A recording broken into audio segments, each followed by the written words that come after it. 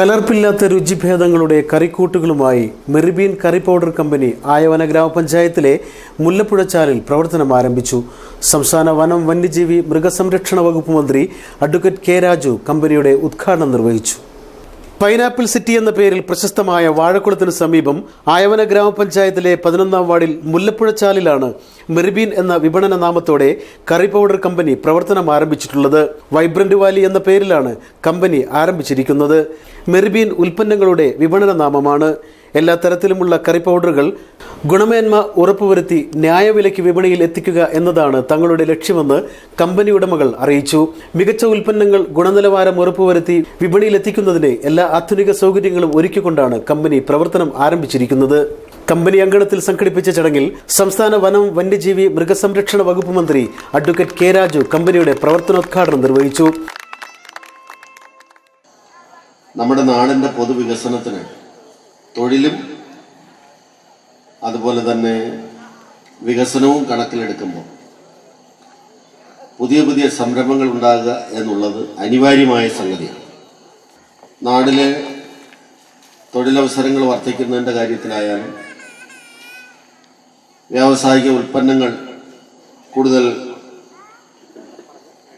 ഉണ്ടാക്കി നിർമ്മിച്ച്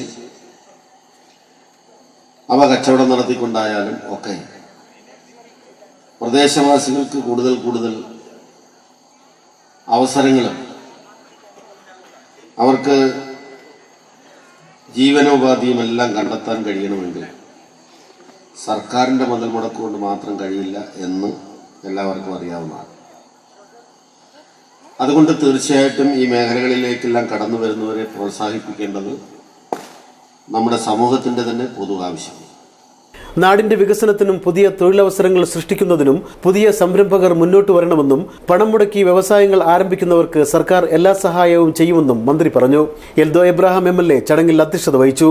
വ്യാപാരി വ്യവസായി ഏകോപന സമിതി മഞ്ഞള്ളൂർ യൂണിറ്റ് പ്രസിഡന്റ് ഉണ്ണി താണിക്കലിനെ നൽകിക്കൊണ്ട് മന്ത്രി കെ രാജു ആദ്യ വിൽപ്പന നടത്തി.